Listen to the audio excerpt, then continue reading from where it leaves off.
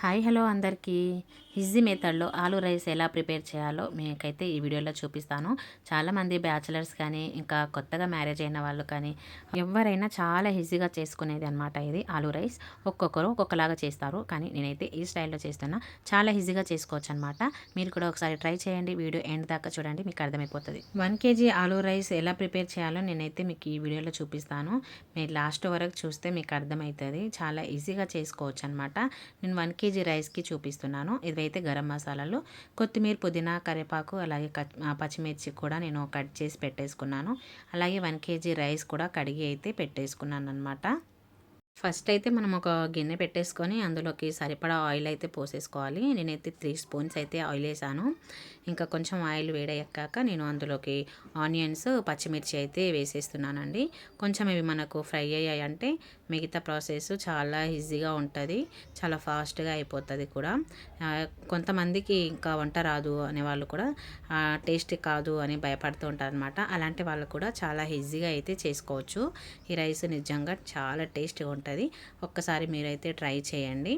నేనైతే ఇలా ఒక 5 మినిట్స్ ఇలా మూత పెట్టేసి ఇంకా పిల్లలకి మార్నింగ్ లంచ్ బాక్సులకి అయితే ఇది చాలా ఈజీగా అయిపోతుంది. ఇంకా మా పిల్లలు కూడా చాలా ఇష్టంగా తింటారనమాట. ఆఫీస్కి వెళ్ళే వాళ్ళు, ఇంకా టైం లేదు జాబ్కి వెళ్ళాలి అనుకునే లేడీస్ కానివ్వండి, అలాగే బ్యాచిలర్స్ బాయ్స్ కానివ్వండి, ఎందుకంటే వాళ్ళు హడావిడిగా మార్నింగ్ టైంలో ఏం చేయాలో అని అర్థం కాదు కదా. అలాంటి వాళ్ళకైతే ఇంకా చాలా ఈజీగా అయిపోతుంది. మనం అన్నీ కట్ చేసి పెట్టుకోవడమే అనమాట. కట్ చేసి పెట్టేసుకుంటే చాలా ఈజీగా అయిపోతుంది.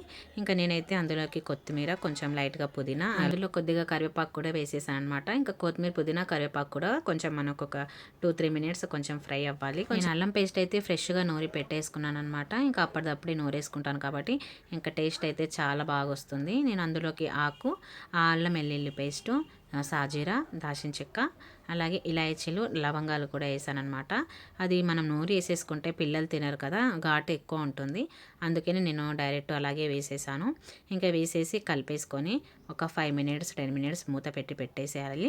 అందులోకి మనం ఇలా మొత్తం కలిపేసుకోవడమే. ఇంకా కొంచెం దగ్గరికి మగ్గాక అందులో అయితే నేను ఆలు వేసుకున్నాను చూడండి. ఆలు అయితే నేను ఒక 1/2 kg తీసుకున్నాను. ఎందుకంటే పిల్లలు కొంచెం ఎక్కువ ఉంటేనే పిల్లలకి తినాలనిపిస్తుంది అనమాట. అందుకే నేను కొంచెం ఆలు అయితే ఎక్కువ తీసుకున్నాను. ఆలు వేసేసుకొని ఇంకా మొత్తం కలిపేసుకోవడమే. అది ఒక 5 మినిట్స్ అంతే అనమాట.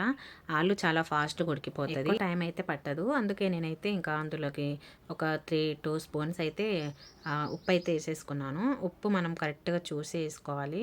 మనం మళ్ళీ తర్వాత వేయాలంటే వేయలేం కదా, ఎందుకంటే ఉప్పు కలవదనమాట. అందుకని నేను అందాజగా చూసి ఇంకా నేను వాటర్లో వేసినప్పుడు కూడా వేసి చూస్తానన్నమాట.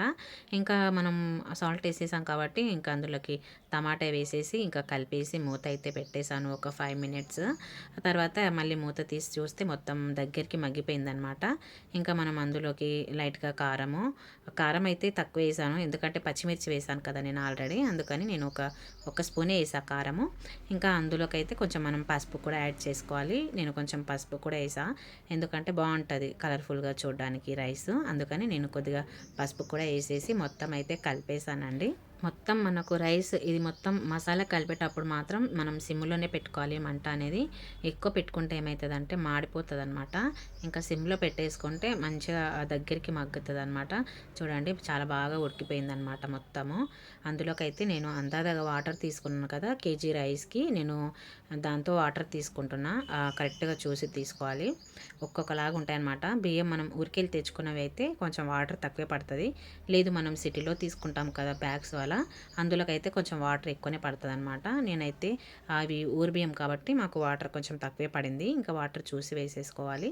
ఇంకా మొత్తానికైతే ఇంకా పొంగు కూడా వచ్చేసిందండి. ఇంకా అందులోకైతే మనం బియ్యం అయితే వేసేసుకోవాలి. ఇంకా నేను ముందే వాటర్ అయితే తీసి పెట్టేశాను అనమాట బియ్యం నుంచి.